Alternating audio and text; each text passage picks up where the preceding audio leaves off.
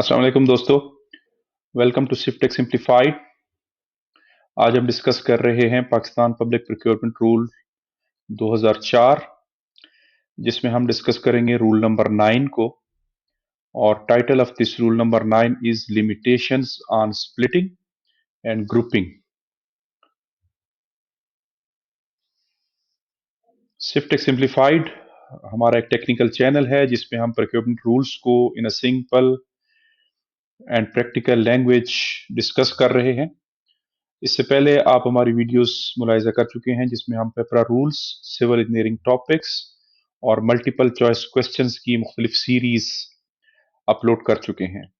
हमने कुछ public procurement regulatory authority के रूल्स को कमुलेटिव वीडियोस में भी डिस्कस किया है, तो आप उन वीडियोस को भी लाइक कीजिए, देखिए, और वहां पे आपको एक कम्प्रिहेंसिव ओवरव्यू मिलेगा प्रोक्योरमेंट के बारे में। पाकिस्तान के साथ साथ हमने यूएसए प्रोक्योरमेंट को भी डिस्कस किया है कुछ वीडियोस में, तो प्लीज उनको भी देखिए। मेरा नाम इंजीनियर मिरान अजीज है और I have handled multiple procurement projects in Pakistan. और over the years I have learned के rule number 9 is very important and it's a backbone of successful implementation and successful execution of the procurement. जब जो भी आप procurement कर रहे हैं उसकी बेसिस जो है, one of the basic rules is rule number 9. Or if you skip this rule, even the best performed bids and best bids can fail. So आपको इस रूल को राइटली सीखना है, क्योंकि अगर आप टेंडर फ्लोट करेंगे और आपने रूल नंबर 9 का ख्याल नहीं रखा तो आपका during the course of the procurement आपका टेंडर रिजेक्ट भी हो सकता है। और क्योंकि आपने प्रायर अप्रूवल नहीं ली, और अगर आपने अप्रूवल ली भी है तो जिस पैकेज या जिस स्कोप के लिहाज से आपने अप्रूवल ली है उसमें कहीं आपने ड्यूरिंग दी टेंडर फ्लोटिंग आपने कोई स्प्लिटिंग या regrouping of the scope of work तो नहीं कर दिया। तो इस चीज का आपने ख्याल रखना है, क्योंकि जो स्प्लिटिंग है उसको पेपरा ने बार किया है, उसकी परमिशन नहीं है। Regrouping the procurement scope or bypassing the approval process can ultimately lead to the audit objections, NAB inquiries, even retendering and cancellation of your procurement process, as well as disciplinary action against the officer in charge. So, procurement planning और इसमें फिर further जो grouping का rule है, rule 9, these are very important. So हम इसको real examples के साथ स्टेप बाय स्टेप समझने की कोशिश करते हैं। पेपरा रूल्स जो है वो 2004 में इंट्रोड्यूस हुए और अब तक हम रूल नंबर 1 to 9 को सेपरेटली डिस्कस कर चुके हैं और ओवरऑल भी हम डिस्कस कर चुके हैं। तो आपकी प्रोक्योरमेंट प्रोसेस जो है वो फेल होती है इवन बिफोर द स्टार्ट।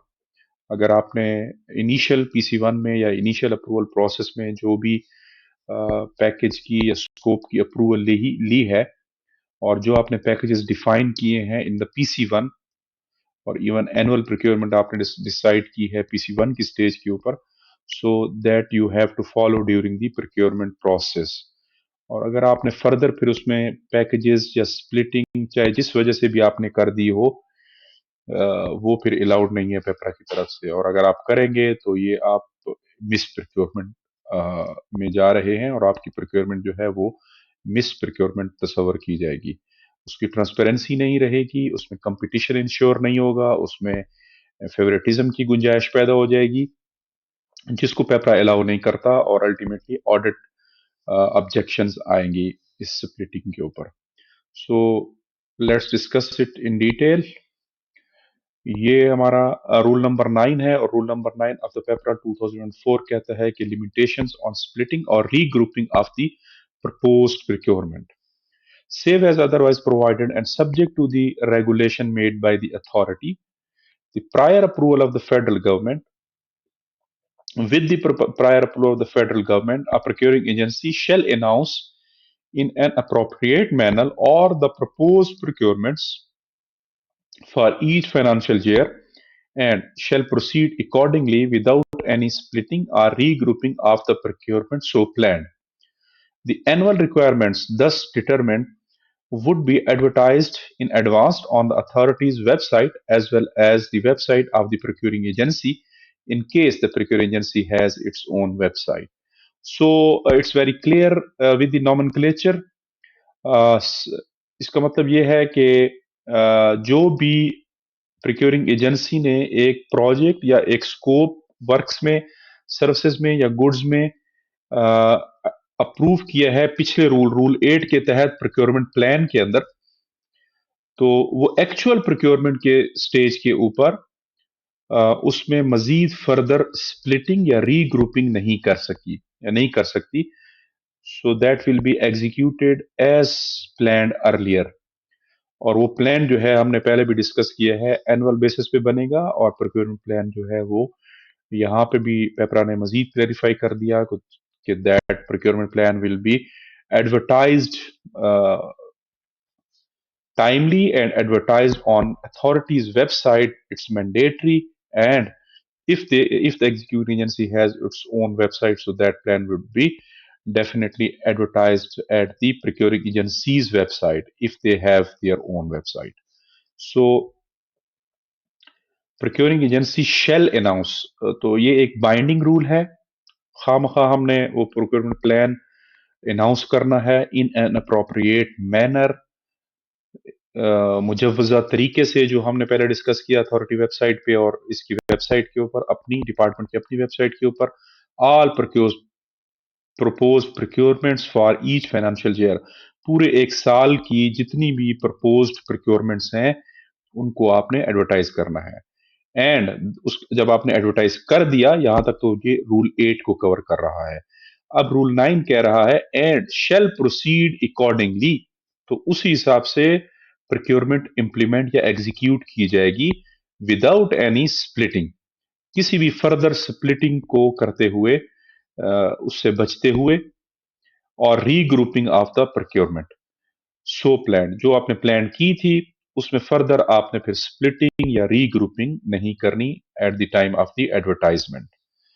और annual requirements determine would be advertise, वो तो हमने डिस्कस कर चुके हैं. तो स्प्लिटिंग ऑन लिमिटेशंस लगा दी हैं पेपरा ने रूल 9 में. तो annual procurement plan must be plan, annual procurement must be plan, it should be advertise properly. और इसमें आर्टिफिशियल स्प्लिटिंग जो है वो प्रोहिबिटेड कर दी है पेपरा ने, क्योंकि शेल का लफ्ज यूज हो गया है, अब मैंडेटरी है डिपार्टमेंट के ऊपर.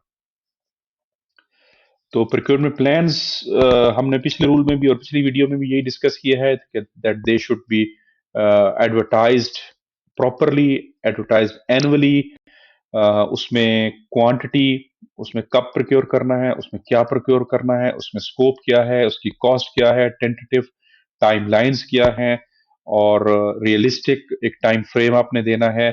और आपने किसी भी प्रोजेक्ट को जिस सूरत में भी प्लान के अंदर मेंशन कर दिया, तो उसकी प्रायर अप्रूवल आपके पास होनी चाहिए, उसके फंड्स आपके पास इंश्योर होने चाहिए, और फिर eight the time of the advertisement आपने स्ट्रिक्टली उसी प्लान को फॉलो करना है.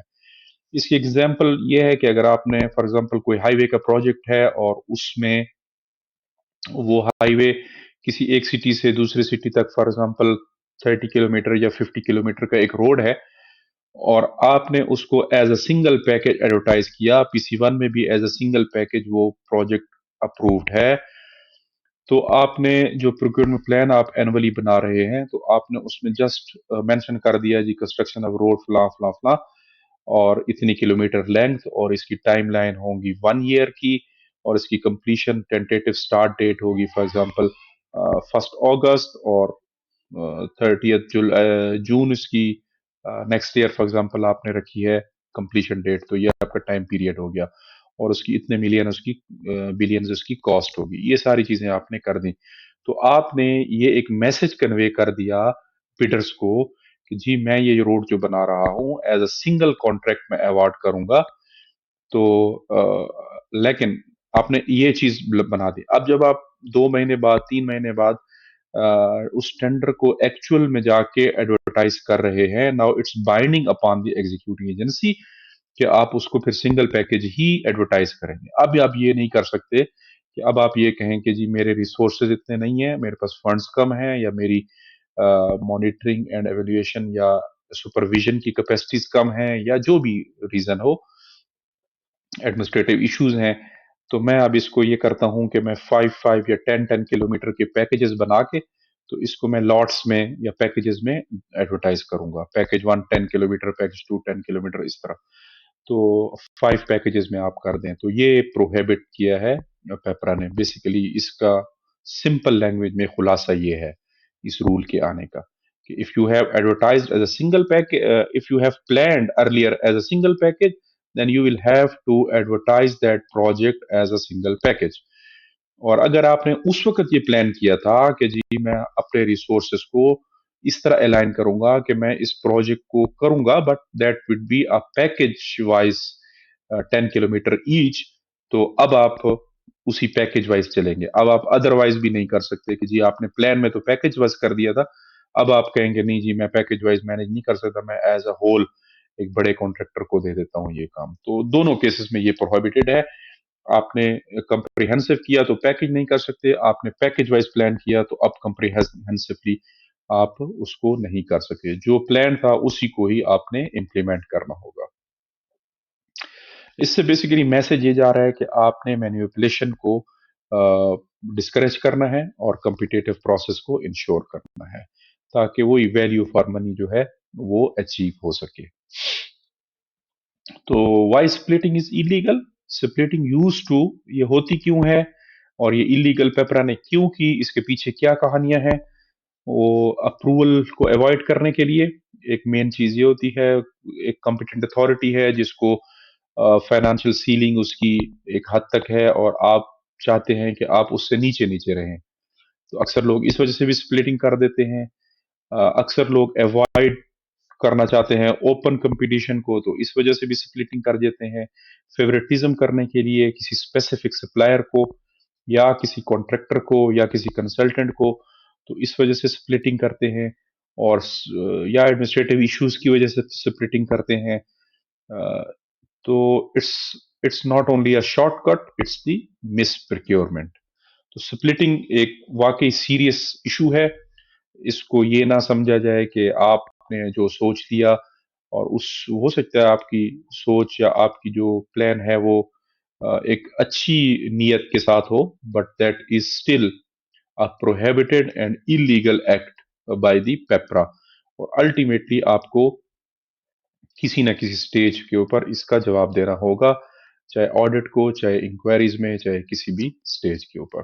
So always avoid later splitting. Splitting is not illegal if it is planned and approved properly at initial stages, but it is illegal and it is prohibited if you do it as later stages and you are not following the approved plan. So one project, इसका simple मैंने already explain कर दिया, ये उसी slide की explanation है कि अगर आपके पास एक प्रोजेक्ट था जिसकी 50 मिलियन कॉस्ट थी, और you split it into 5 tenders of 10 million each, तो अब आप अप्रूवल जो आपके 50 मिलियन की थी, तो अब आप 10 मिलियन का टेंडर इन 5 पैकेजेस में नहीं लगा सकते, और अगर आप लगाते हैं तो इसी को उन्होंने डिस्करेज किया है, या इसी को इन्होंने मना किया है। So correct approach should be consolidated tendering, seek proper approval and advertise transparently. Auditors treat Rule 9 violators very seriously because it because they directly impact the competition. Yes, of course, अगर आप कर रहे हैं तो ये आप कंपटीशन को directly hammer कर रहे हैं या इम्पैक्ट कर रहे हैं। आई होप कि आपने ये रूल समझ गए होंगे, स्प्लिटिंग क्या होती है, किस स्टेज पे कर सकते हैं, किस स्टेज पे बैन है करना, स्प्लिटिंग नहीं करनी चाहिए और इलीगल है। उसके बाद हम आने वाली एक दो वीडियोस के अंदर स्पेसिफिकेशंस और अप्रूवल प्रोसेस मैकेनिज्म की बात करेंगे, और फिर हम रूल 12 में एडवर्टाइजमेंट एंड बिडिंग प्रोसेस की बात करेंगे। तो इस चैनल को लाइक कीजिए, सब्सक्राइब कीजिए, कमेंट में हमें बताइए कि आप को हमारी वीडियोस कैसी लग रही हैं, और अगर आपकी कोई सजेशंस हो तो हमें sifttechsimplified@gmail.com के ऊपर ईमेल करिए। So thank you very much for being with us. I hope आपने स्प्लिटिंग और रीग्रुपिंग के ऊपर काफ़ी सैर हासिल गुफ्तगू को मुलायजा किया होगा और आपने इससे बेहतर रहनुमाई हासिल की होगी। So thank you very much. Please subscribe this channel at YouTube and follow us on TikTok. Goodbye and see you in the next video.